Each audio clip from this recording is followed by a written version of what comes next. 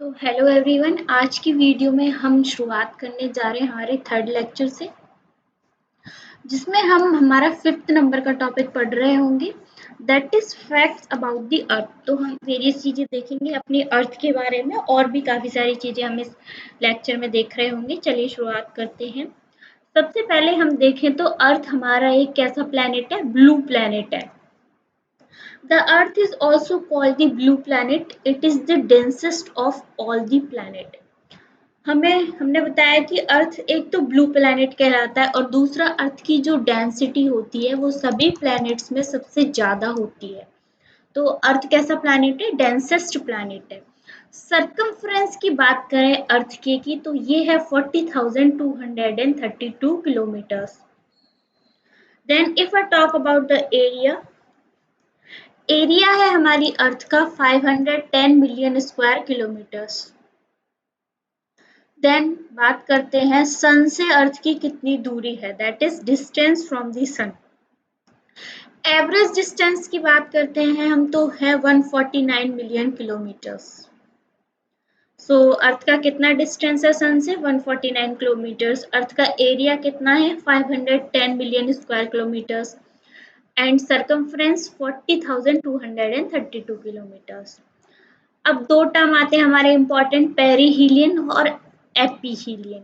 Perihelion में क्या होता है? पेरीहीलियन जब अर्थ सन के सबसे पास होती है, तो पेरीहीलियन वो डिस्टेंस है और वो पोजीशन है अर्थ की जब अर्थ होती है नियरेस्ट। नियरेस्ट किसके? सन के। सन के नियरेस्ट होती है तब अर्थ, तब होता है perihelion. The earth reaches its perihelion on 3 January every year. हर साल 3 जनवरी को अर्थ होती है पेरीहीलियन पे, यानी कि, और इसका डिस्टेंस होता है 147 मिलियन किलोमीटर्स। पेरीहीलियन का डिस्टेंस है 147 मिलियन किलोमीटर्स। अब बात करें एपीहीलियन की, तो एपीहीलियन सबसे फारदेस्ट पोजीशन है अर्थ की, किससे? सन से। पेरीहीलियन होता है जनवरी 3 को और एपीहीलियन होता है जुलाई 4 को। और जुलाई 4 यानी कि एपीहीलियन में डिस्टेंस होता है लगभग 152 मिलियन किलोमीटर्स। अब नेक्स्ट देखते हैं अगला क्या है हमारे। अब हम देख रहे होंगे नेक्स्ट टॉपिक है हमारा टाइप्स ऑफ अर्थ मूवमेंट्स। अर्थ के कौन कौन से मूवमेंट्स होते हैं उनके बारे में हम पढ़ रहे होंगे। तो चलिए देखते हैं। तो सबसे पहला है एक तो हमारा जो रोटेशन, जो अर्थ करती है, यानी कि जो डेली अपने एक्सिस पे घूमती है, रोटेशन। और एक है अर्थ का रिवॉल्यूशन, जो कि एन्युलर मूवमेंट, जो अर्थ सन के चारों तरफ चक्कर लगाती है, उसको कहते हैं हम रिवॉल्यूशन, जो कि हमारा एक साल में होता है। तो ये हो गया एन्युलर। और अर्थ अपने एक्सिस पे जब घूमती है, थोड़ी सी टिल्टेड है, उसको हम कहते हैं रोटेशन, जो कि डेली मूवमेंट कहलाता है अर्थ का। अब बात करते हैं अर्थ के रोटेशन की।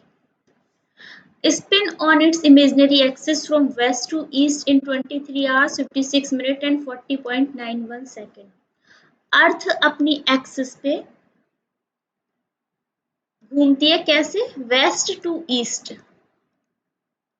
वेस्ट टू ईस्ट घूमती है अर्थ अपनी एक्सिस पे, उसको कहा जाता है रोटेशन। कितने टाइम में घूमती है? 23 आवर्स 56 मिनट 40.91 सेकेंड्स। ये होता है हमारा अर्थ का रोटेशन टाइम। अब रोटेशन टाइम है तो इसकी कुछ अगर अर्थ घूम रही है हमारी, तो किसी वेलोसिटी के साथ घूम रही होगी।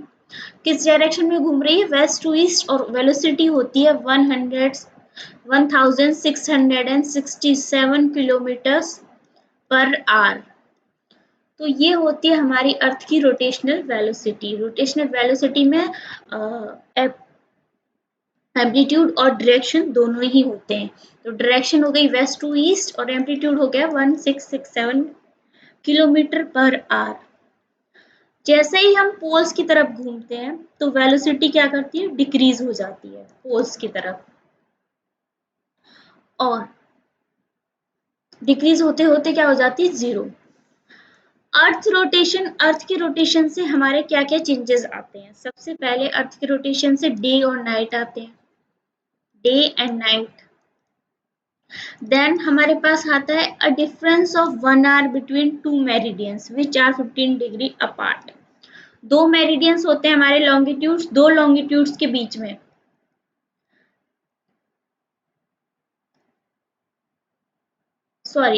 दो मेरिडियंस जो कि 15 डिग्री के बीच में है, उनके बीच का जो डिफरेंस आता है 1 hour का, वो किसकी वजह से आता है? वो हमारे अर्थ के रोटेशन की वजह से ही आता है। विंड का डायरेक्शन, ओशियन करंट्स का डायरेक्शन, उनमें चेंजेस, टाइड्स जो आती है हमारे ओशियन में, वो हमारे अर्थ के रोटेशन की वजह से आती है। नॉर्दर्न हेमिस्फीयर में जो लॉन्गेस्ट डे होता है 21 जून और जो शॉर्टेस्ट डे है 22 दिसंबर।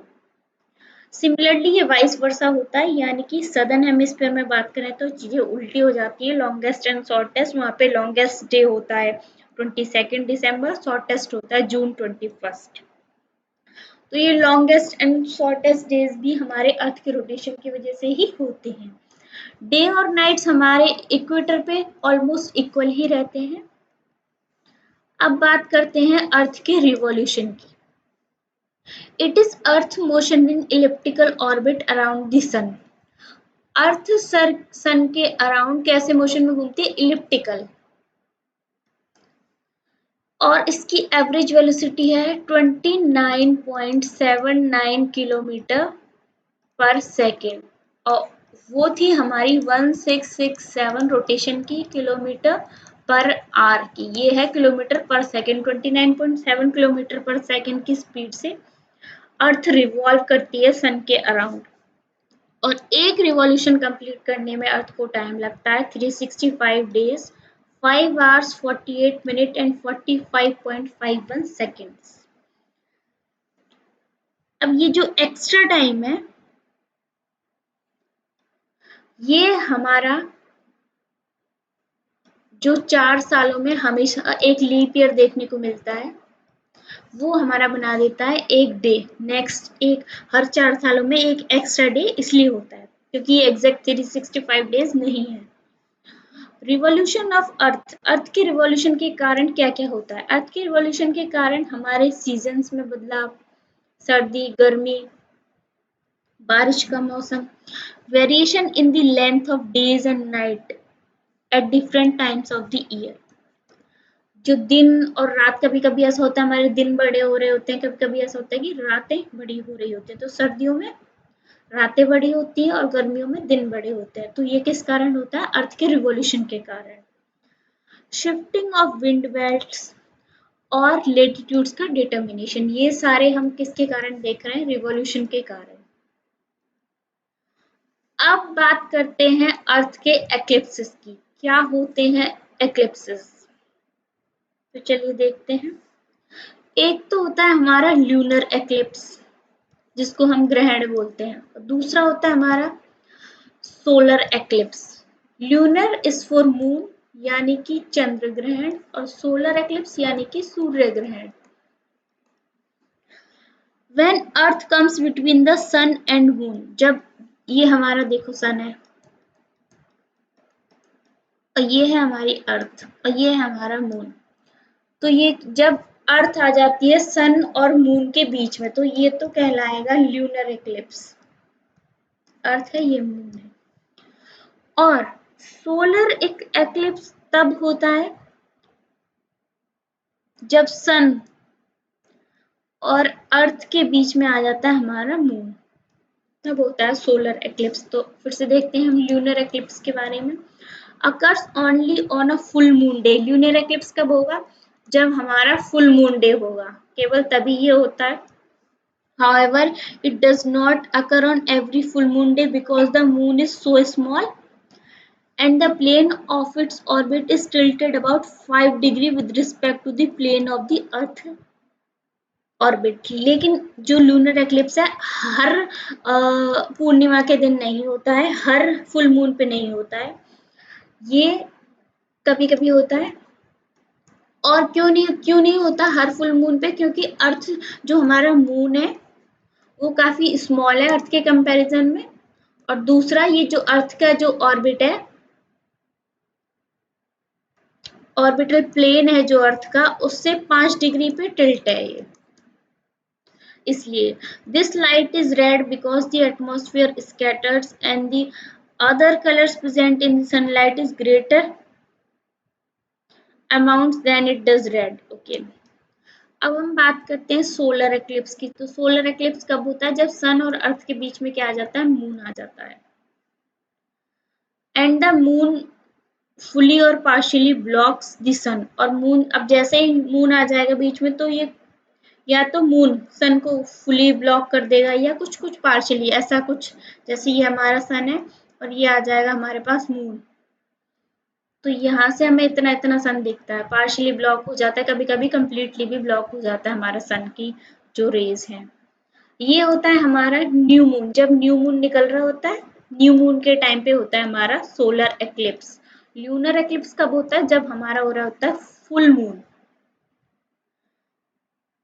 और interior structure of the earth के बारे में अब हम नेक्स्ट वीडियो में देख रहे होंगे। So this was all about, हमने देखा कि एक्लिप्सिस क्या होते हैं, हमने रोटेशन और रिवॉल्यूशन देखे अर्थ के मूवमेंट्स हमने देखे, हमने कुछ फैक्ट्स देखे अर्थ के बारे में।